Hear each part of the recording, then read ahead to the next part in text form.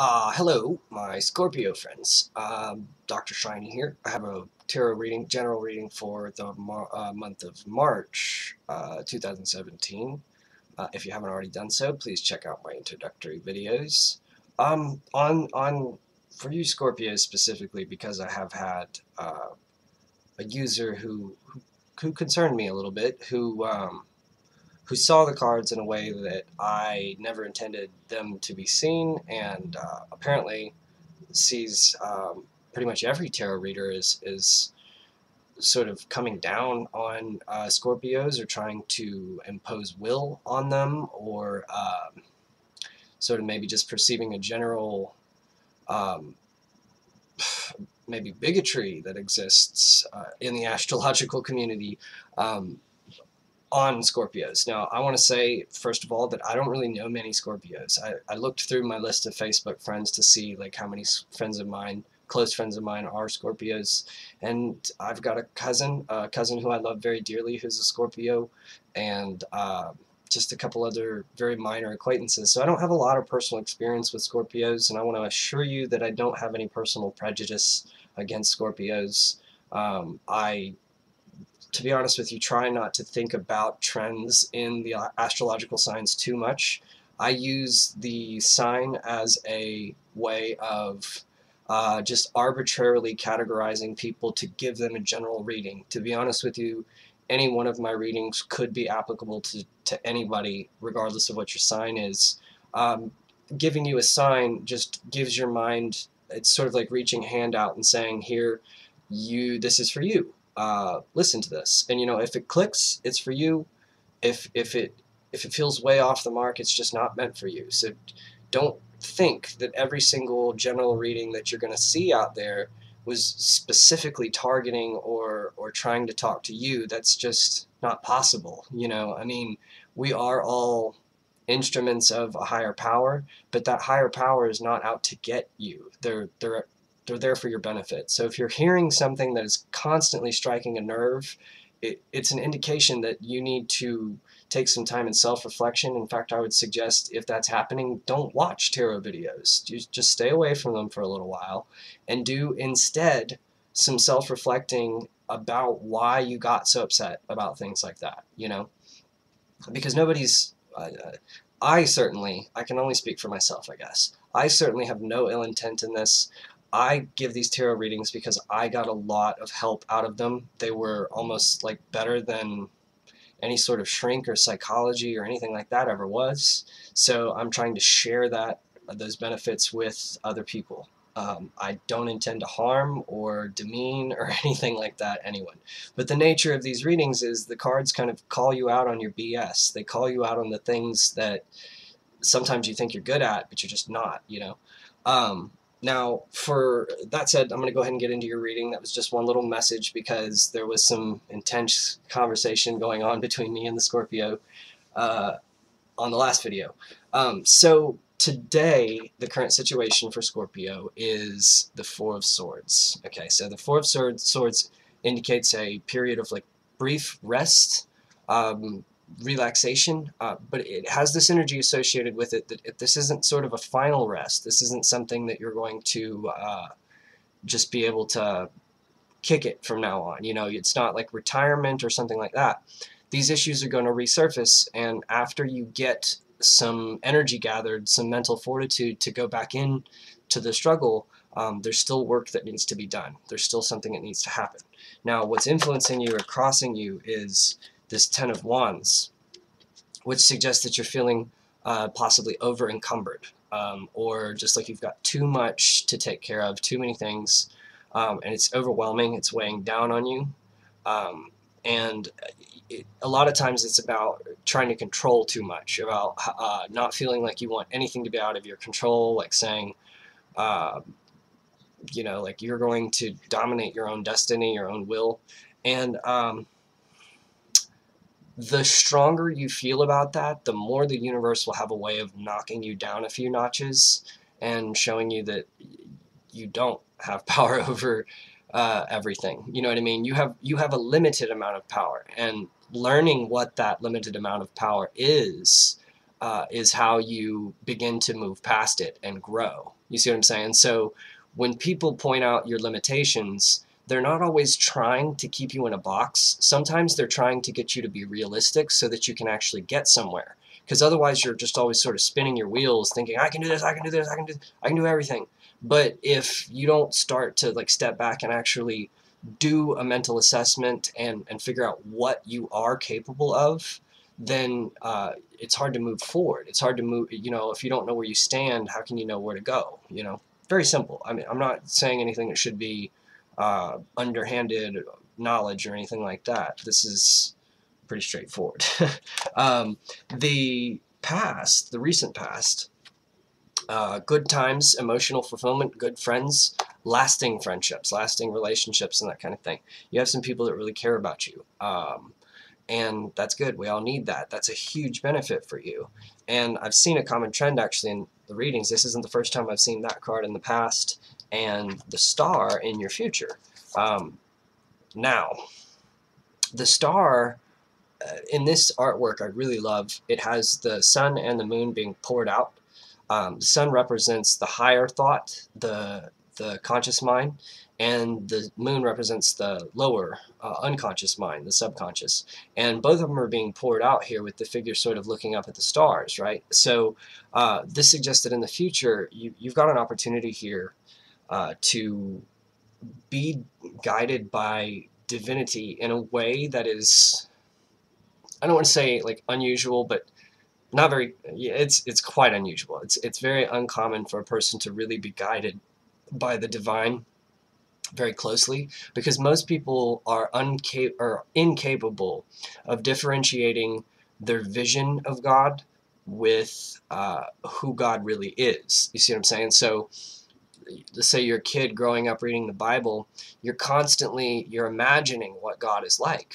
You know, there's this vision that you have in your head, and every little bit that you learn sort of alters and changes that vision a little bit.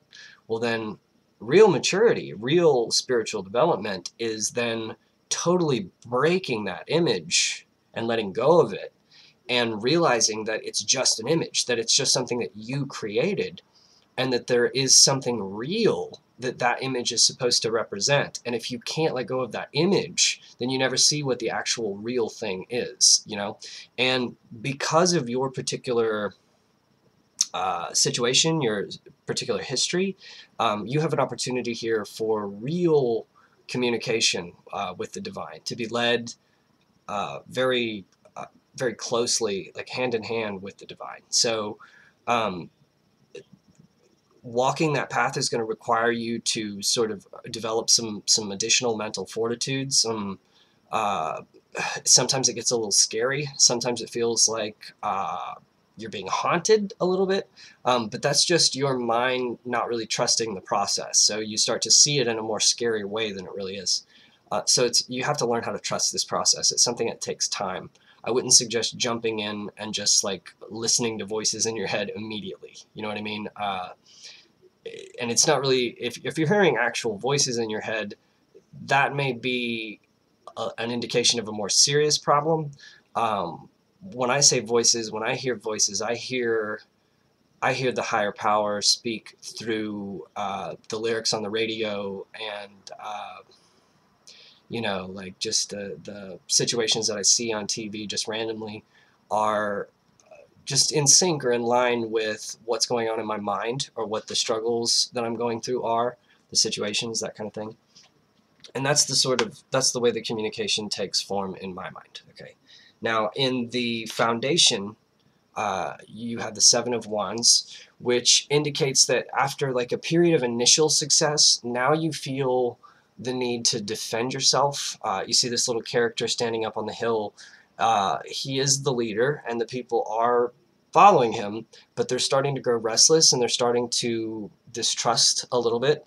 And it's just sort of the result of, after you have a really great achievement, the drawback is that people expect you to keep having great achievements. You know, like after you have there's an episode of Parks and Recreation. I love Parks and Recreation, where after the Harvest Festival, that the main character, Leslie, one of the main characters, She throws this big harvest festival, and it's a really big success. And so, like, the episode after that, she is just freaking out because she feels like she has to come up with, like, good idea 2.0, like the next big thing, you know? So, my suggestion is that you learn to sort of like take things as they come, learn to communicate with people. People care about you. Like, don't assume that everybody's just out to get you. A lot of times they're just concerned, and a lot of times they're concerned that you don't have the mental faculties to navigate your own experience or something like that, because you got to keep in mind that, like, people see a lot of scary things every day. They see people go downhill. They see people, you know, who didn't even appear to be like that depressed. All of a sudden, you know, something terrible happens, and, you know, it scares people. So they're concerned about you, and they're really just trying to question you to figure out where your head is. So if you communicate with them, or if you put some effort forth to just convince people that you know what you're doing, or you at least have some sort of plan in your mind, or that this is a process and they need to be patient with you, that goes a long way into quieting the dissent a little bit, you know. For your higher thoughts, for your crowning thoughts, what's in your conscious mind, I have the Three of Swords. So this generally means that there's like some sort of heartbreak or pain, and this could be the potential for pain too that's on your mind. So you could feel like, or perhaps you were recently hurt. It's not always necessarily like relationship type hurt. Like, it's not always heartbroken in that way. Sometimes this is just the feeling that's associated with whenever you make one choice, whenever you make a decision to go down one path, you lose the other paths. You know what I mean? It's just how it is. You can't have everything. You know, you can't get... there's like... one of my professors always used to say that, like, you can choose between... there's like a good relationship, family life, you know, material success, health, and a couple others. He listed all these things, you know, and he said, now pick two and kiss the rest of them goodbye, because you can only really do so much, you know. And that's the energy associated with this card, that whenever you go down a specific path, there's going to be a little bit of melancholy and perhaps even borderline regret associated with leaving behind the other things, you know. But it's okay. It's just a part of life. We all have to do this, you know. The advice for the current situation is the Eight of Coins. Okay, so the Eight of Coins represents sort of an apprenticeship, or like really, really diligent work at building yourself, building a vision for the future, that type of thing. So I'm thinking this is suggesting that you need to find a mentor, right? You need to find somebody whose intuition and vision for the future you understand and trust, right? So this is really just about the challenge for you, I think, is going to be to let your guard down a little bit, but you're going to have to do that in a controlled way, because the way that your mentality is, it's going to sort of, if you're viewing it things as threatful and negative, you may kind of self-fulfill that prophecy. So you need to diligently and carefully work and plan out, you know, building a system of trust, building a system of action, legalism, that type of thing. You know what I mean? Your current environment is the wheel, which suggests that rather than being guided by your deep subconscious and using like the law of attraction and willpower to sort of manifest your environment around you, things are really kind of up to chance at this point. There's no concerted effort really of the universe to push you one direction or the other. Right now, it's really more waiting for you to learn the lessons. So you're being like tossed around in the river a little bit, and it's waiting for you to learn how to swim. It's like you've been tossed into the deep end. And perhaps you failed to learn a lesson for like too long. And so now it's just like, learn it. You know, that can be kind of a scary place to be, but it's also, to me, it's kind of refreshing because as someone who has like the feeling that there's a gaze on me a lot of the time, feeling like I'm just sort of in the ordinary hustle and bustle, uh, just rat race, gives me a sense of comfort because I can hide there. I can hide just sort of in a meditative, unthreatened state in plain sight when I'm just operating based on the laws of the physical universe. You know what I mean? So take comfort and solace in this. Keep in mind that it's not like the entire universe is, because depending on your mindset, you can come to see the entire universe around you as something that is solely for your benefit. And there's benefits associated with seeing it that way, and there's also huge risks and drawbacks associated to seeing it that way. So sometimes take comfort in the fact that everything is just the wheel of fortune. It's just like the luck of the draw to a certain extent. In your fears card, you have the Ace of Wands. The Ace of Wands normally has a very, very positive connotation. This is saying that, you know, there's a lot of opportunity. You have like willpower, so just go for whatever where your heart's desires are, to just jump in and go for it. It's kind of a green light, you know. In your fears card, I think this is suggesting that perhaps you're afraid to do that. You're afraid to just jump in and assert your will, and that's got to be something that's like buried kind of deep in the back. There's perhaps you were scarred in the past. There was something that you went through that kept you from feeling worthy subconsciously. You know, you feel maybe that you don't deserve what you really do, you know, so you've got some kind of turmoil or guilt going on about that that's causing you to take what would normally be an extremely positive opportunity and to just sort of run from it, you know. So again, take some time to formulate and learn how to trust, and especially right now, you know, take this opportunity for rest, because that was your whole current situation.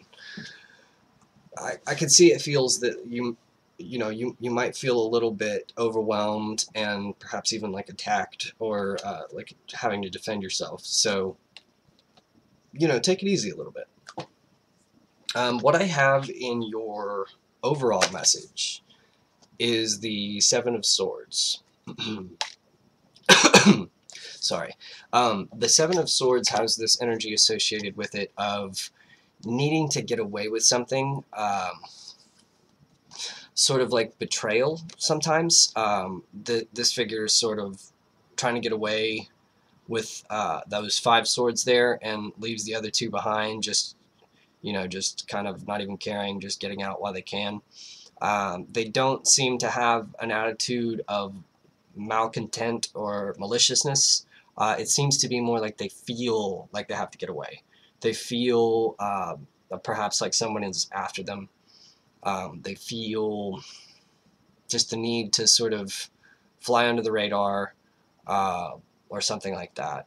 And that goes back to like how I said I take solace sometimes in this feeling of the wheel, the fact that not everybody has their eye on you, not everybody's watching. So you know, to be honest with you, I feel like perhaps a couple specific individuals have taken the focus of this reading for the Scorpios, so I apologize if it's not landing for everybody. But this card in specific really has this feeling that this is self-imposed, that you don't really have to worry about betrayal quite as much as you think you do. But there is a real reason why you're feeling that it's there. There's a real reason that you're feeling suspicious, and search that out, pay attention to it, because even though it's probably not indicating the thing that you think it is, it's indicating something that's important, something that you need to know, okay? So, interesting reading. That was admittedly a little gloomy, but I think it had some valuable information. It had some valuable information from me. I learned from it, so I hope you enjoyed it. And please leave me some comments in the comment section. My favorite thing about these readings is the comments. I want to hear what you think about these things. And until next time, I hope you're doing very well, and I will see you next month. Dr. Shiny.